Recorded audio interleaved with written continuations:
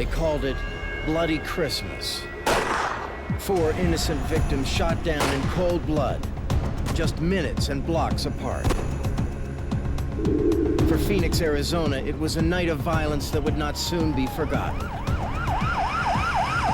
have that many shootings was a bloodbath. But the violence didn't end, or even begin there. As police would soon discover, the Bloody Christmas was just part of a deadly shooting spree that would stretch over 15 long months. This is extreme crime. With no apparent motive. It's just for fun. It's just for kicks. And little evidence left behind. We were operating against ghosts, and ghosts are tough to find. Stopping the rampage would demand the dedication of dozens of law enforcement officials and require the rigors of forensic science to match the killed to their killers.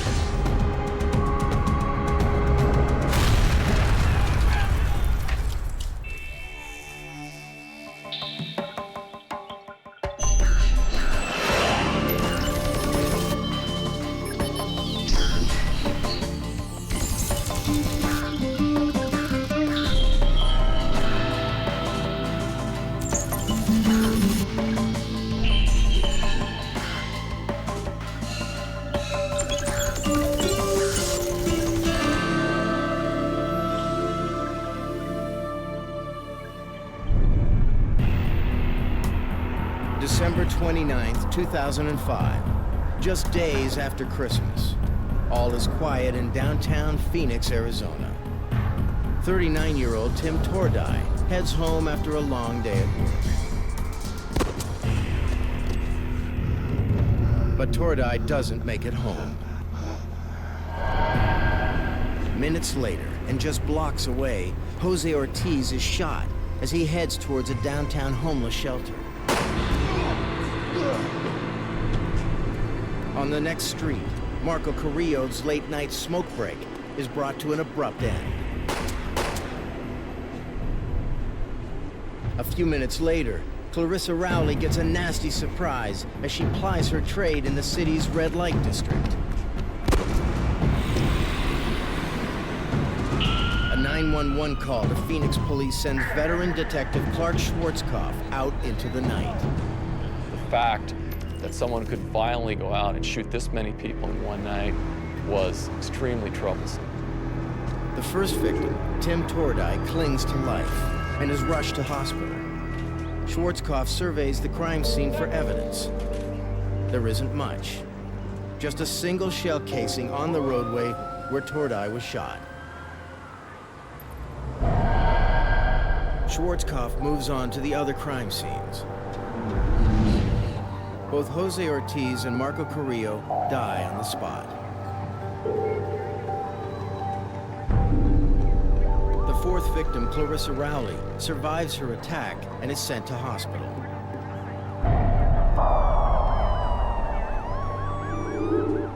Schwarzkopf tries to make sense of the multiple shootings. Given their proximity, time, and location, the incidents are almost certainly related. He wonders if the crimes are motivated by drugs. So that's what we look for first, is some type of drug or drug-related issues. There were no drugs found at the scene. The victim's personal belongings are not taken. Robbery clearly wasn't a motive. Perhaps the two survivors can tell Schwarzkopf what's behind this rash of violence. He starts with Tim Tordai. When he got off the bus, he was walking. He was listening to his radio, shot in the back.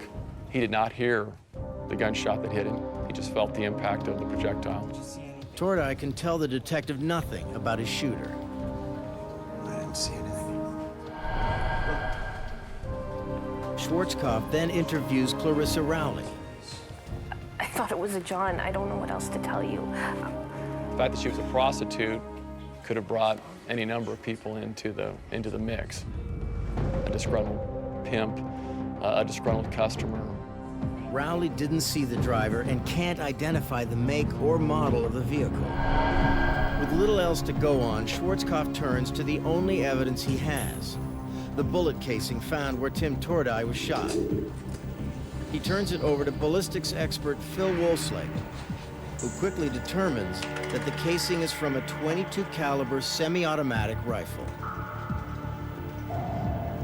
Schwarzkopf secures the bullet fragments from the other victims, hoping to learn if they came from the same gun. Wohlschlegel inspects the bullets for rifling marks. When you fire a bullet down the barrel, there are channels cut in the inside of the barrel that are designed to spin the bullet. As the bullet is pushed down through those channels, the surface of the bullet is cut. From the forensic aspect, the cutting into the surface is what leaves the unique information that can be compared back to that particular firearm. With careful examination, Wohlschlegel gets the information he needs. The bullet fragments, although fairly well damaged, did have significant rifling information on them that I was able to say that they were consistent among each other. There was no indication of a different firearm being involved. Confirming Schwarzkopf's theory that all 4 victims were shot with the same .22 caliber rifle. Someone went on a deadly shooting spree. But who? A .22 caliber rifle is not the usual go-to weapon among the criminal element. It was fairly unusual. Most of the shootings that we encounter here in the city of Phoenix are larger caliber. But the .22 caliber does offer certain advantages to a killer. A .22 rifle is not very loud. Sounds like the cracking of a whip because of the more silent report of the weapon. It is very difficult to figure out from actually where the shot came. And the .22 caliber has an extensive range, which means the shooter can be a long distance from the target. So where did the shots come from? Clarissa Rowley was shot from a car. Is this the same case with the other victims? Schwarzkopf and Wohlschlegel recreate the Carrillo crime scene, tracing the bullet's trajectory to the middle of the street. We knew that that shot had to come from traffic. It wasn't fired from somebody off the road. It was fired from somebody on the road. They determined that Tordai and Ortiz were also shot from the road. The killer must be shooting from a vehicle. 4 drive-by shootings in one night. For Phoenix residents, the news is chilling. It was a bloody night, and it definitely made headlines in the newspapers.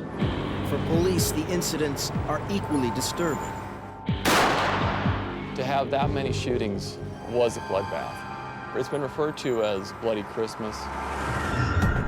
That one person could pull off so many shootings in downtown Phoenix, unseen and unheard, suggests a steely will and a steady hand. Schwarzkopf wonders if police should be searching for a professional sniper. Individuals with possible military experience, individuals with possible police or ex-police experience. And what is the shooter's motive? Schwarzkopf's biggest fear is that the violence has not yet come to an end. Is the shooter poised for another strike? And can police move fast enough to stop it?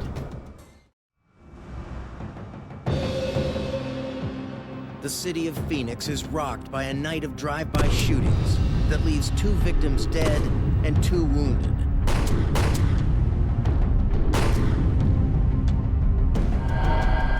Ballistics analysis confirms that the same .22 caliber rifle was used in all 4 incidents.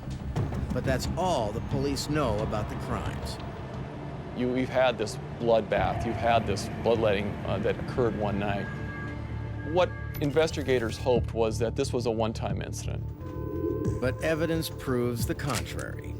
To see whether the weapon has been used in other crimes, ballistics expert Phil Wohlschlegel enters the recovered shell casings into a ballistics database called NIBIN. NIBIN system is a camera and computer system that you can enter a cartridge case into, and it will digitize a photograph of it. It will then search that database for similar casings. Almost immediately, he gets a hit. A .22 caliber bullet casing recovered 6 months earlier from a murder scene in the nearby town of Tolleson. The victim was 20-year-old David Estrada. David was found on the sidewalk at 83rd Avenue and I-10. He had his luggage there. He had some personal property, and he was dressed like he was going somewhere, like he was going cross-country, maybe hitchhiking, I don't know. The cause of his death was determined to be a single gunshot wound to the chest.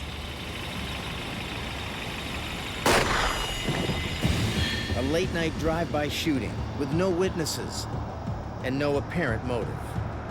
We questioned 30, 40 people in his background. There was nothing that we could associate with his death. Nobody that he knew had caused his death. Now the matching shell casing clearly links Estrada's murder to the bloody Christmas shootings.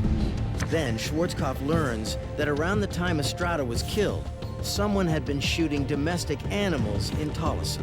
We've been getting calls. Horses were being shot in Tolleson Farms. I don't remember the exact number of incidents, but it was going on for a couple weeks.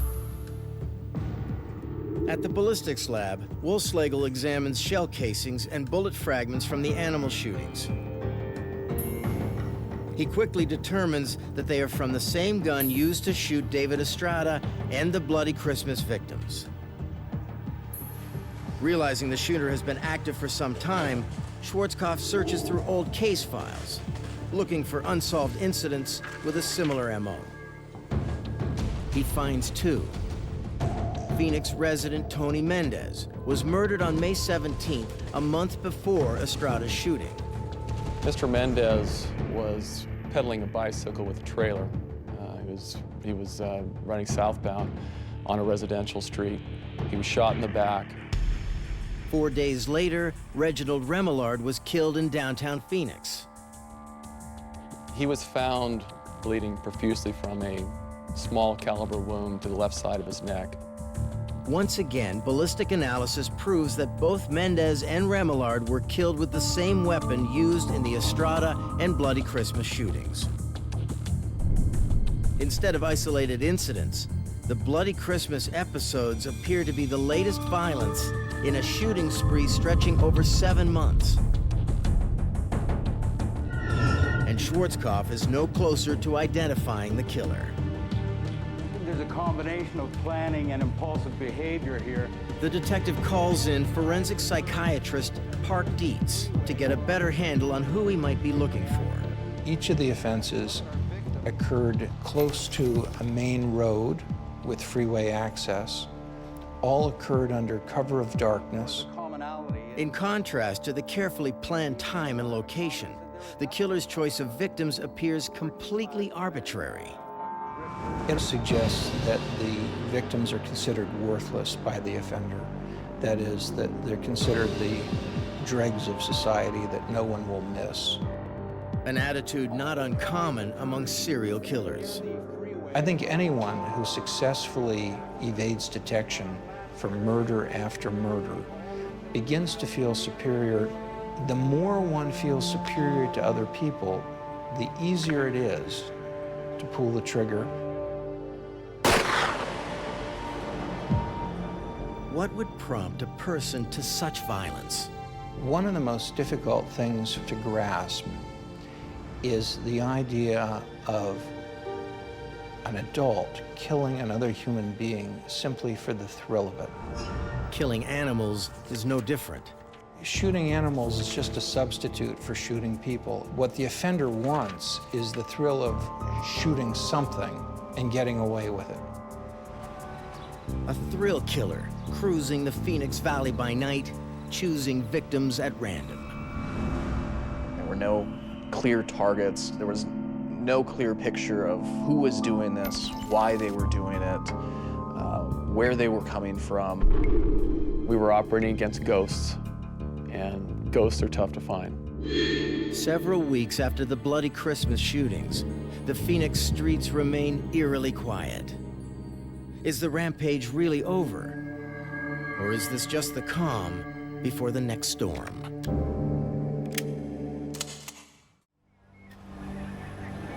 A deadly thrill killer in Phoenix has racked up 5 murders and 2 attempts, and police have no idea who is responsible. With no new evidence coming in, Detective Schwarzkopf turns to the media. Like the temperatures, tensions in Phoenix have been running high this summer. We hope that somebody out there in the public will come forward with some information about somebody that might be capable of doing this. Somebody that may have said something about doing this. Somebody that may have bragged about doing something like this. They were hoping to find somebody, anybody who knew what was going on. The best way to do that is to broadcast the message as widely as possible. Thousands of tips pour in, and police question hundreds of possible suspects. We were looking for people that had grudges, people that were disgruntled with something in their life. One by one, the suspects are ruled out. Thank you very much for the information. Despite the publicity, Schwarzkopf is no closer to apprehending the killer. Then, 4 months after the bloody Christmas attacks, 20-year-old Claudio Gutierrez Cruz is gunned down in a late-night drive-by shooting. The incident has all the hallmarks of the thrill killer, but there's one big difference. This victim is shot with a shotgun. Gutierrez Cruz is rushed to the OR where surgeons work desperately to save her life. After several hours on the operating table, she succumbs to her wounds. But her body does yield up one crucial piece of evidence. Removed from her body, besides the shotgun pellets, was the shot cup itself that's inside a shotgun cartridge. Schwarzkopf sends the shot cup to the ballistics lab for analysis.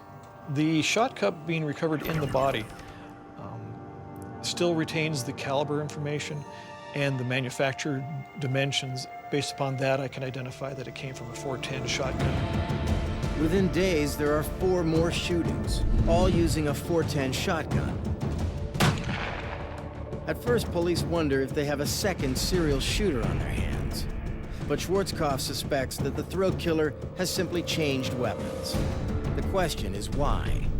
Compared to a .22, the .410 shotgun is a more cumbersome weapon, heavier and harder to handle. Schwarzkopf thinks the killer may be trying to throw police off the trail. In a shotgun, the pellets travel down the barrel in a plastic tube called a shot cup. The pellets never come in contact with the barrel, so there is nothing that can identify a particular pellet back to a firearm, making the killer's new weapon untraceable. The shotgun does offer one forensic advantage. It allows Schwarzkopf to reconstruct exactly how these last shootings occurred.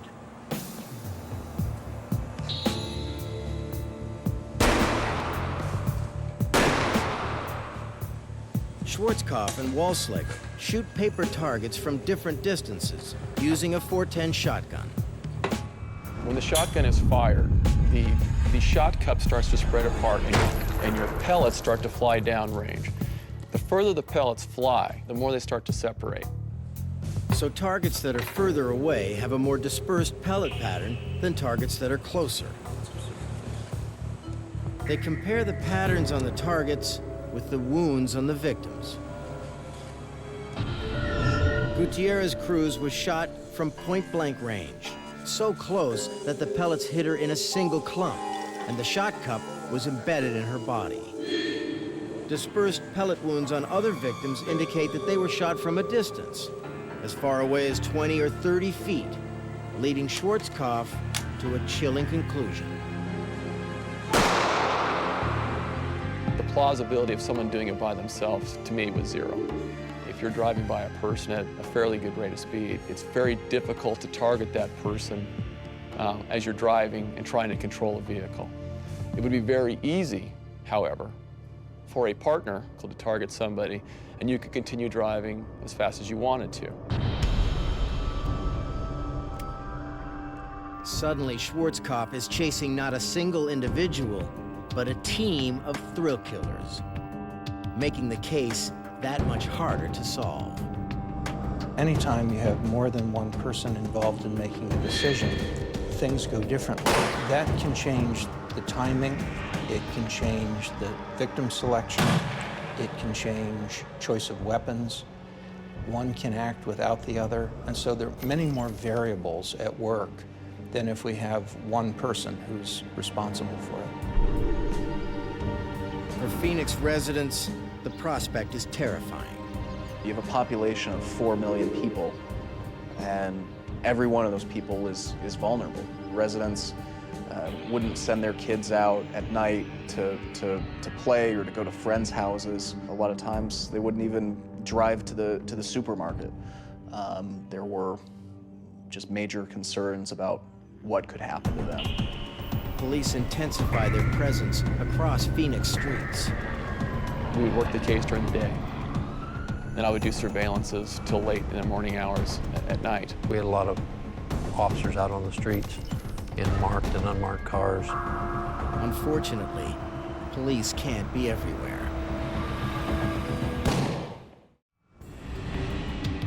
A pair of serial shooters who have terrorized the Phoenix Valley for more than a year continue to evade police.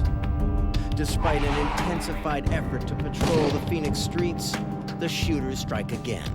We just had a few drinks at a local bar, and when we were leaving, my husband and I got in a little bit of an argument, and so I decided I was gonna walk home because it was a neighborhood I grew up in for 20 years, and I felt very comfortable and that it was safe and a good neighborhood. Ashley Armenta, a mother of 3 young children, is just a few blocks from home.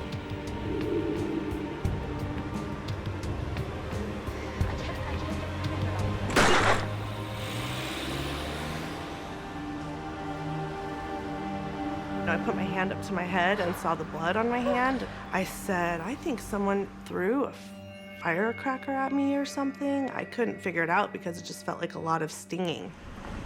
Luckily, the pellets merely grazed the back of her head and neck.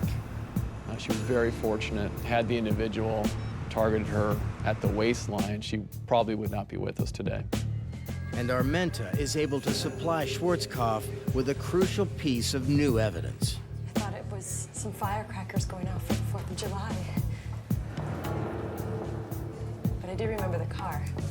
Miss Armenta was the one that gave us an absolute, almost perfect description for the very first time of the suspect's vehicle.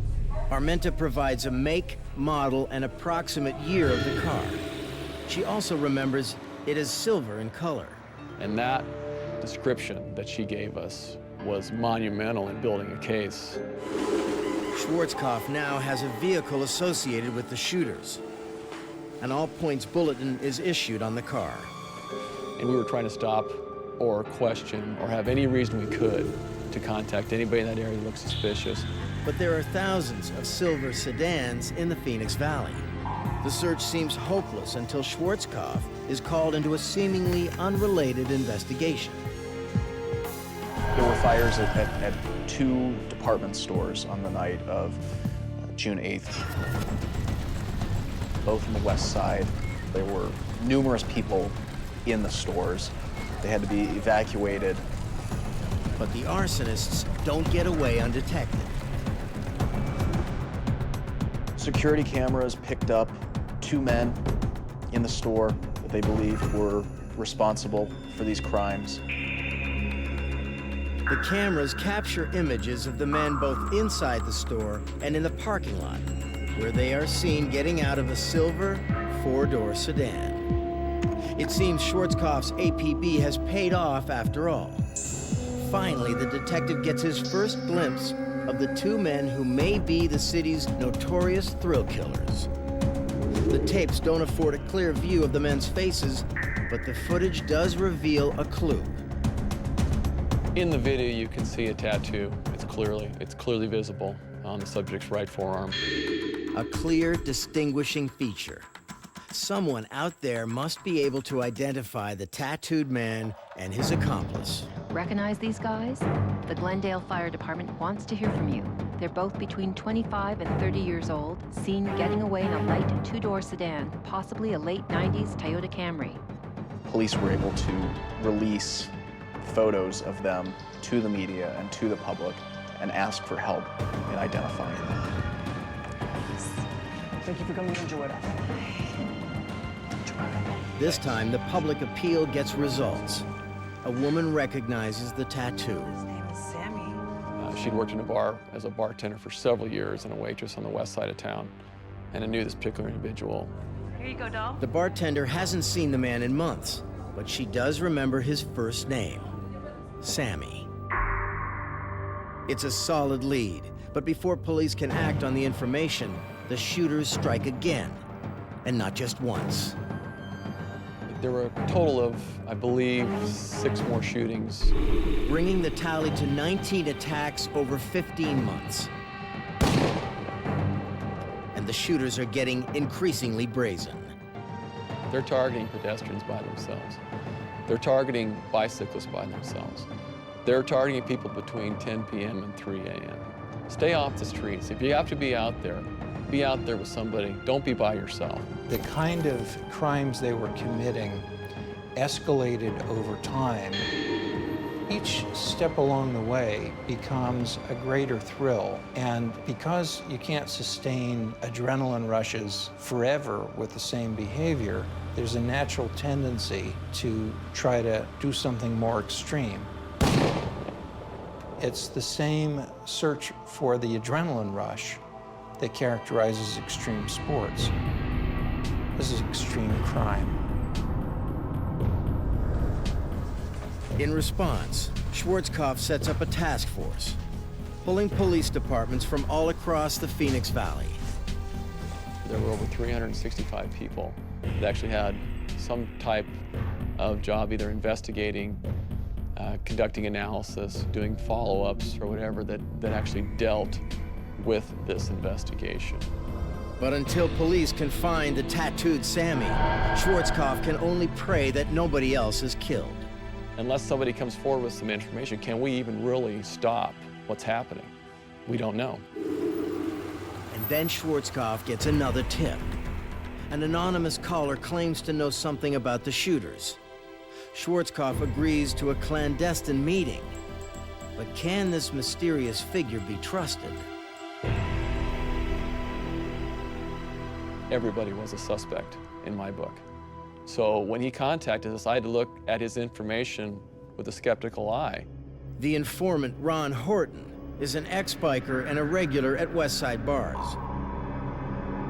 He listed a person that he knew by the name of Sammy that he thought was responsible for this case. He said that Sammy had talked to him about murdering someone. There's the name again, Sammy.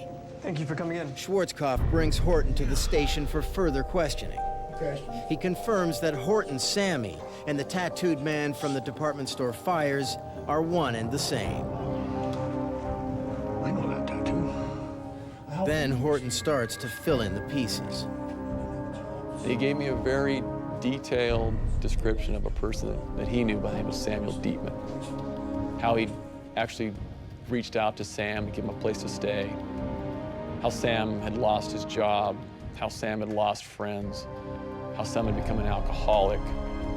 But when Schwarzkopf pushes for information on where Sam Dietman might be found, Horton clams up. Bikers have a creed, and that is that, you know, they pretty much keep to themselves. You know, what you do is what you do, and that's the way it is. At least they have a name. Schwarzkopf turns to the criminal database and learns that Sam Dietman has a long string of criminal offenses. Police scour the city, determined to bring Dietman in, but they can't act fast enough. On the night of July 30th, 22-year-old Robin Blesnick is shot dead as she walks from her parents' home to a nearby convenience store. She was a perfect victim for them. A girl by herself on the street, completely unaware of what was going to happen to her. Blesnick is victim number 20. The Phoenix community is outraged. Robin Blesnick was sort of one of these faces that really cemented the crimes in the minds of the public. You know, she was a young girl shot and killed randomly for no reason at all. And I think at that time, the outcry from the public was very strong. It seems there is nothing police can do to stop the violence. But the case takes an unexpected turn when Schwarzkopf hears again from Ron Horton. The city of Phoenix is under siege as the notorious thrill killers continue to gun down unsuspecting pedestrians. Police now have the name of one suspect, Sam Dietman. But before they can find him, the killers claim their 20th victim. The murder brings informant Ron Horton back to the investigation. Ron Horton felt like he had some kind of blood on his hands because he hadn't done more earlier. This time, the reluctant informant is prepared to go all the way. You want Sam Dietman? I know where he hangs out. Horton and Schwarzkopf come up with a plan. Horton lures Sam Dietman out for a drink. He set up the meeting with Samuel Dietman 2 days after Robin Blasnick was murdered, giving Schwarzkopf the first clear look at the man who may be one half of the thrill killer pair. Then Horton fakes an urgent matter, leaving Dietman alone in the bar. Schwarzkopf hopes that Dietman will call his partner in crime for a ride home.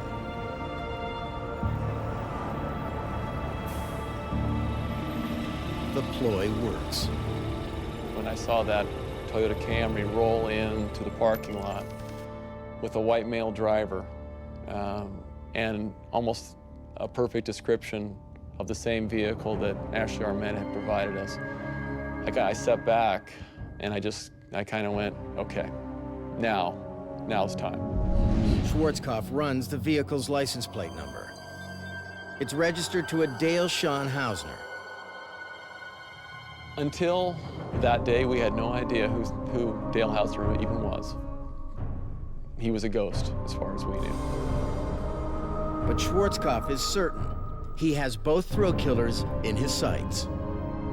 It was at that point I knew exactly who was involved. I knew that we had the right two individuals.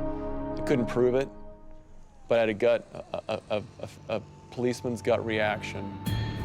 But police can't move in on the pair just yet. We had no probable cause to arrest these guys. We had third-party information that one of them may have committed a murder. We had a car that was similar to thousands of other cars in this valley. So what we needed to do to develop our case was to follow them. Schwarzkopf hopes the two will return home, but that's not where they're headed. And from there, it was probably the worst night of my life. These guys patrolled the streets of cities in the southeast part of the valley, slowing down as they approached pedestrians, making quick U-turns, clearly looking for someone to shoot. We had surveillance officers on them that had to not only watch their every move, but not let anybody know that they were watching them. For hours, police trail Hausner and Dietman as they cruise the Phoenix Valley. And all the time, just basically biting their nails, hoping to God that they didn't shoot somebody right in front of us. But there are few pedestrians on the street that night. The saving grace that night is that it had rained. So the hunters call off their hunt and head for home. Hausner and Dietman disappear inside for the night, and the surveillance team sets up outside to watch and wait. From then on, they were under 24-hour surveillance. Unwittingly, the killers play right into Schwarzkopf's hands. Sam Dietman made a trash run. Our surveillance officers grabbed the trash bag and brought it to me at Maine Police Headquarters. And in it we found a map. In this particular map, I looked and I could recognize that there were specific marks on this map that correlated with shootings that I had investigated. Although incriminating, the map alone doesn't prove that Hausner and Dietman carried out the shootings. Schwarzkopf needs more. And he gets it. there was a soda can in this trash. And inside that soda can was a .410 shotgun casing, the same type of shot that had been used in the murder of Robin Blasnick. The fact that he owned or clearly had access to .410 ammunition was huge for the case. But it still isn't enough to conclusively link Hausner and Dietman to the crimes. Schwarzkopf turns to a rarely used policing method. In an emergency situation where you believe the public is in danger, you can procure an emergency wiretap. The surveillance team manages to place a bug inside the wall of the adjoining apartment. Suddenly, Schwarzkopf is privy to the inner workings of the deadly duo that has terrorized Phoenix residents for more than a year. Hey, Dale. Hey. You know they're searching other states? Really? We're being copycatted? Oh, yeah. It's like we're pioneers. Better life for everyone.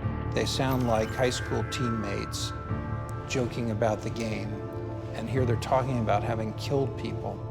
Check this out. On the 5 a.m. news, Phoenix and Mesa police have linked the shooting death of a young Mesa woman to the serial killer, which now brings the total to 6.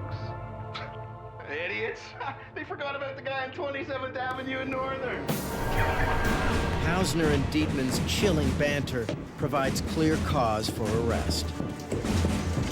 On August 3rd, a Phoenix SWAT team raids Dale Hausner's apartment.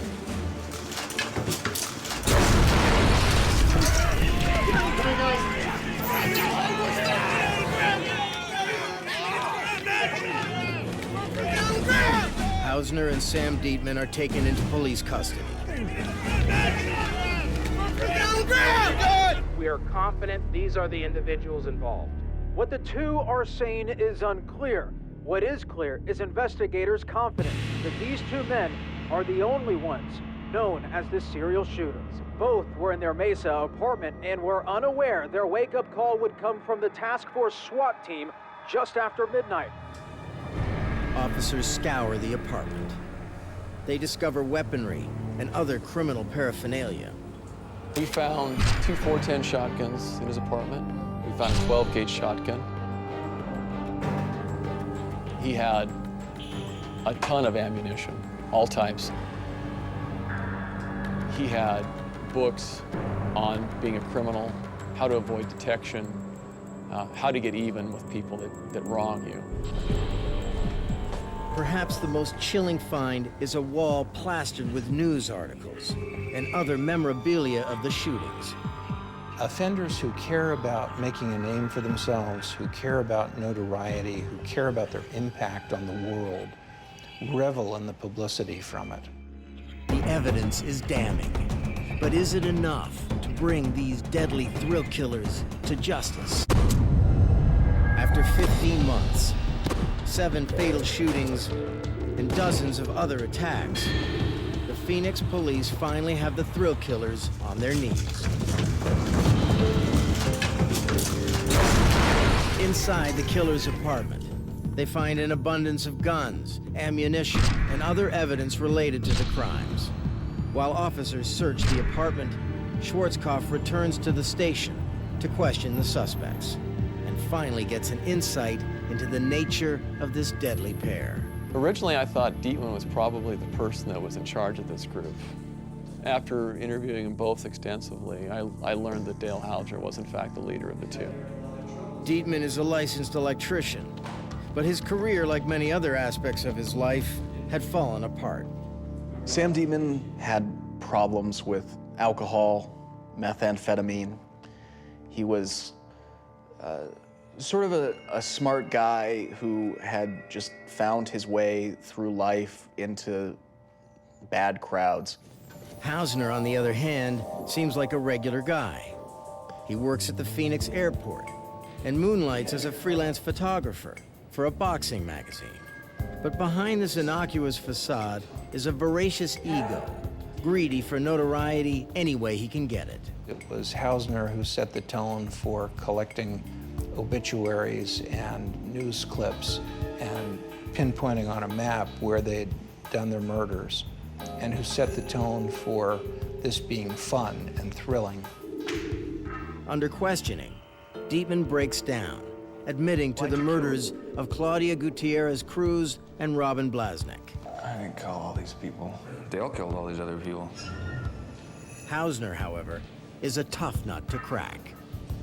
He denied everything, which isn't unusual for somebody in this type of situation. Instead, Hausner tries to turn the tables on his partner. Collect these. I've been doing this for years. And look, this photo. He gave me this picture. He told me to hang it on the wall. He said he was the driver and you killed the rest. He would say that, wouldn't he? Once he realized that Sam Dietman was confessing to what had occurred, he wanted to blame Sam. Sam had used his car. Sam had access to all his weapons. Hausner even holds a news conference from jail, saying police have got it all wrong. Upstanding member of society. I've been with the same City of Phoenix job for 8 years. I worked 3 jobs to make ends meet because the city, unfortunately, doesn't always pay you what you'd like it to. Hausner was a grandstander and liked the attention he was getting there, wanted to be in control. Schwarzkopf is certain of Hausner's guilt, but he needs forensic evidence that will tie Hausner directly to the shootings. And he gets it inside Hausner's car. Expended cartridge casings from his vehicle were recovered. The casings, 7 in total, are from a .22 caliber rifle. They match the casings found at several crime scenes, including Tim Tordine's. So there was a direct link between the crime scene and the suspect's vehicle. The evidence against Hausner is now overwhelming. The weapons in his apartment, the map, the wiretap conversations, the .410 shell casing, and now the .22 caliber casings found in his car.